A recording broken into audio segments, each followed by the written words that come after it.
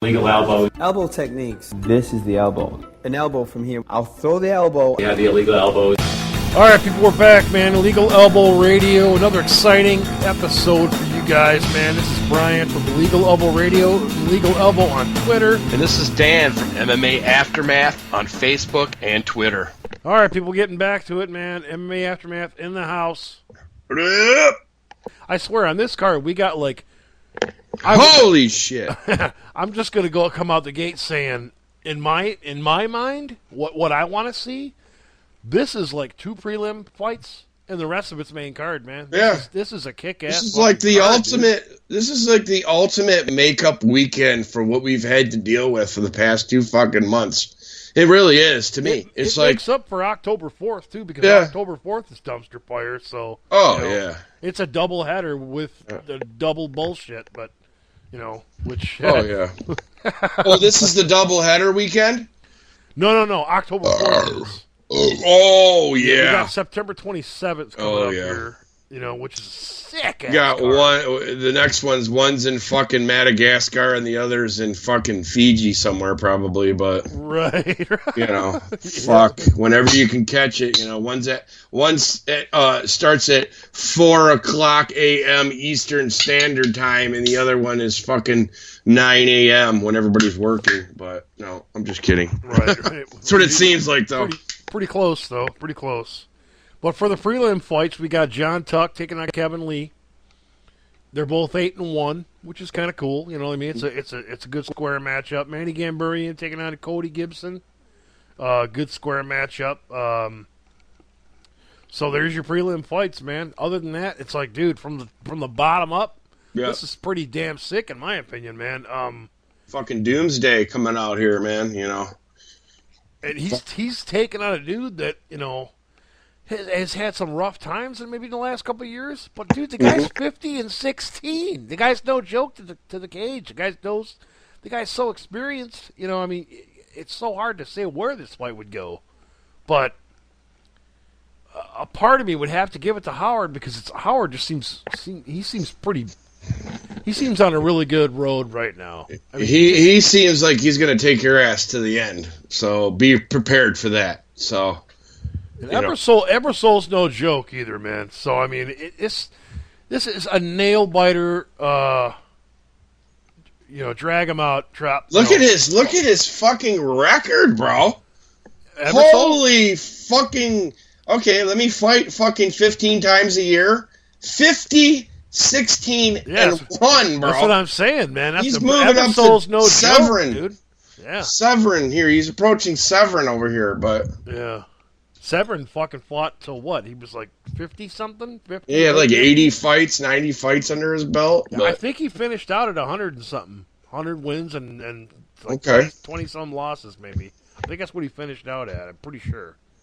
But we had a write-up somewhere about that but we have a vast array of who's of guys you really haven't heard except for like a Rick Story and stuff like that, and he's lost to him. But he's a guy that's not afraid to fight multiple times in 1 year, apparently, because but really, to tell you the truth, what's funny about this guy is he's done most of his fights before 2006, because after 2006 he had a mini retirement and didn't come back to fighting until 2011. Unless he fought in some other places that UFC doesn't care to fucking mention, which that could be a strong possibility. But, it's just this guy, his fucking record is... oh, that's sick, man. Holy fuck, man. His recent fights, though, his recent fights, let's take a look, because he lost to Rick Story, lost to James Head in UFC. We beat TJ Wahlberger. Mm-hmm. And I got an ad coming up here. Nice. Fucking Wahlberger. TJ, he beat TJ Wahlberger, beat Claude Patrick, John Van Claude Patrick. No, sorry, but beat Dennis Hallman, beat Chris Lytle, beat Carlos Newton in 2010. So those are a host of names that are not absolute top competition, but they're no names. They're good names. Dennis Hallman's no joke. I don't give a shit. To this day, Dennis Hallman's still a good fighter, man. Mm-hmm. He got fucking booted out of UFC because he wore a fucking practically wore a fucking G-string. Yeah, he came in with a fucking You remember that? banana hammock. Dude, yeah, that was disgusting. Yeah, it was like, dude, he you lost got a fucking bet. kids trying to get into MMA, and you come out with this fucking shit, dude? He Get lost the fuck out of You here. know why he did that is he lost a bet, so he had to do it. And it's like, I commend him for doing it because he lost a bet or whatever, but it's like at the same, you're a man for manning up to the bet, but at the same time, it's like, dude, you don't did need that to to your career. Firm your bets on a stage like this. Right. It's like, okay, I'll fight somebody in a banana hammock, but it's not going to be in center stage of UFC, which ultimately, like you said, cost you your fucking career. And, well, yeah, you manned up on your bet, but guess what? You no longer fight in the biggest MMA organization in the world. Congratulations, idiot. Fucking banana hammock. But yeah, Ebersol's a very experienced dude, a very, very tough dude. He's a gamed opponent everywhere, and he's got the legendary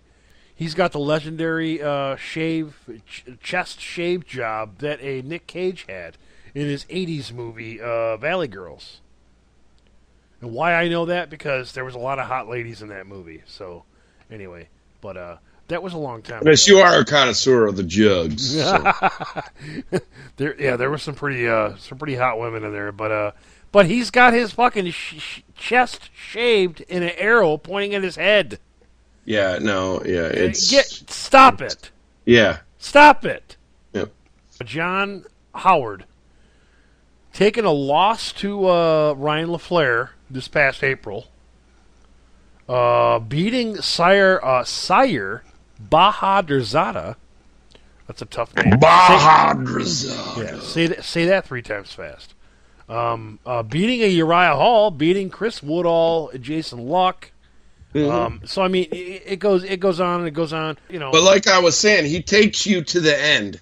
He's taking you and he's grinding it out to the end. If you look 9 times out of 10, he's taking you to the fucking end, and he's winning a lot of these decisions. And against a Bahadurzada and a Uriah Hall, which means he's probably going to grind it out, maybe take you to the fucking mat a little bit. Yeah. So be prepared here, because you're fighting a fucking guy who there's not many people that have a record like Ebersol, dude. Sorry. Yeah.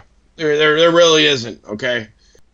Fucking Patrick Cote versus Stephen Thompson, man, the Wonder Boy. What do you got on this?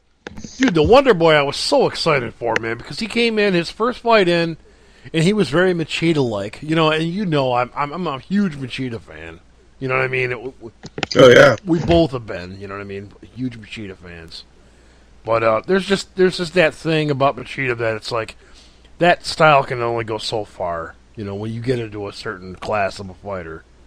But I'm starting to realize that and accept it. But Stephen Thompson, if you don't know how to use it like a Miles Jury, you might be in trouble. Right, and you got a Stephen Thompson coming in against a Matt Brown.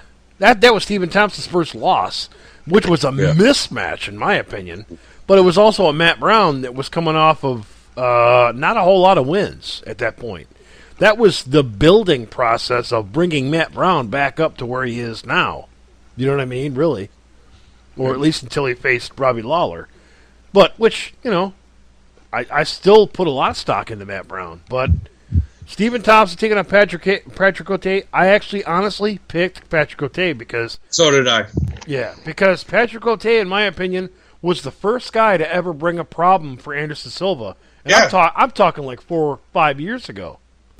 He was fucking going for the belt, bro. He did an awesome job in that fight, and then fucking snapped his knee, rolled over, fucking fell on his back, and was like, "Dude, I'm done, man. I can't fucking do anything with this now." Which I'm almost kind of glad of that because it's like disappointing. It sucks, man. It sucked ass. It totally sucked. And if he's ready to go, it's going to be a very tough night for a Stephen Thompson. So, and Stephen Thompson, we have no idea what he's doing right now. You know what I mean? They're giving Stephen Thompson actually a pretty tough fight, I would say, man. Mm-hmm. Oh yeah, they are. Because Patrick Cote 20-8. They're wanting to know where Stephen Thompson's at right now. It's same with Cote too. It's like hey, where are you at, man? This guy's a great striker. 60-0 in karate matches. I mean, Come on, dude. Where are you at? You know what I mean? So. Yeah, I got Cote in this one decision. He's gonna be the one fucking putting the pressure, doing the more striking, the more significant striking. Takedowns. Yep, the takedowns. Well, if we're looking straight at stats, his everything else is secondary, and his striking is fucking, his MO. So I'm not saying he's going to come out here and knock anybody's ass out, but if you're getting significant strikings that count as points, everything else comes into play. Fucking A, dude. This guy's I just think he's gonna take it. He's not a world beater, but he's a damn good gatekeeper right now. So yeah, I mean the records say a lot too. Even though a lot of people can kind of sleep on a Stephen Thompson because he's 9-1 in MMA. But he's 60-0 in karate matchups. Yep. So I mean, a lot of people can sleep on that guy, but we don't know what Patrick Cote's background is either. Before getting into MMA, you know what I mean? So I mean, it's a lot riding on it, but it doesn't really matter. We've even being a game opponent back when you did fight Anderson Silva and giving him fits before you got injured, it's still something to fucking respect, dude. Oh, yeah, hell yeah. And from what I see him taking people the distance, it just tells me, and then winning on decision, it just tells me that he's an active fighter. He's got a game plan. He's going to come in there and point you to death and clearly win a fight. So you're going to have to come in there and fuck that game plan up.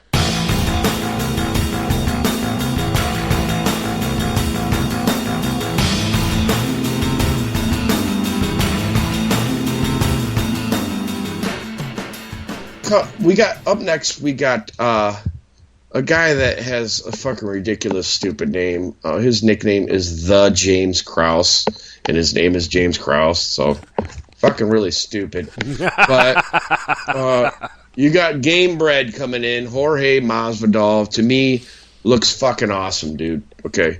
Took out one of our hometown boys, fucking Darren Cruikshank, which I had Darren Cruikshank coming into this fight with Jorge Masvidal and winning. But guess what? Jorge Masvidal said, guess what, bro? Let me test out some of your jits. Let me test out some of your grappling, which you need to work on. Exposed his ass, beat his ass in a decision. Guess what? The James Krause. You're going to be in some trouble here with Jorge. Okay, I got all the fucking props in the world right now for a Jorge Masvidal, who is maybe redefining his fucking style right now, dude. Jorge Masvidal, fucking looking great, taking out a Darren Cruikshank, and looking very impressive doing it. James Krause needs to have done his homework. And, a Darren Cruikshank, a Pat Healy. And Pat Healy is known to wrestle people to try to get a decision, and he wasn't having any of that. And Masvidal's MO is basically bringing you into his world. Great, decent striker, but a very good fucking jiu-jitsu guy. What's his nuts? Fucking, I think he choked out Mr. Chokeout guy. Fucking, I always say Chizia, but it's Casillas or Caceres? No, is it? No, it's not Caceres. It's the guy that does from the Tough that does the rear naked choke shit. Oh, Chiesa. Thank you, bro. I have so much trouble with that fucking name, looking at that name and calling it Chiesa. Well, I'm just gonna call it Chiesa. Yeah. Hey, I'm fine with Chiesa. Yeah, it's okay fucking Chiesa, man. But, you know, he's gone through these guys like a fucking Pat Healy. Lost to a Rustin Kabalov, okay? And it was a decision, too. Fucking Rustin But he Kabalov's a beat... bad dude, man. He beat Chiesa